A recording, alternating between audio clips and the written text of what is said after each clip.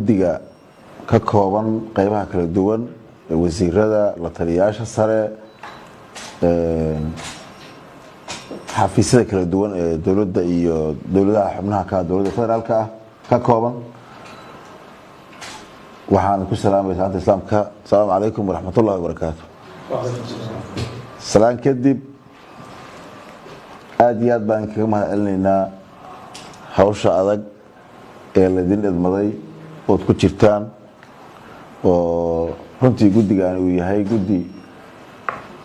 muhiimad weyn u leh ummadda Soomaaliyeed oo laga sugayo talo weyn oo dhaxalgal ah oo waqtiga iyo xaaladda dalka uu joogo ku aadan inaad shaqaynayseen waqti ku habboonaa aad ku howlgasheen aad baa ugu mahadsantihiin inagu maantay waxaan ka soo bilownay sida wasiirka dastuurka wasiir Saalax uu ku warbixiyay haddaba uu xusay safar shaqo oo gaaban baan dawladda ugu maqnayn waxaan ka soo bilownay socodkayga iyo salaanteeda waxaan ugu talagalnay inaan si salaamno idinku dhiirigelino hawshiina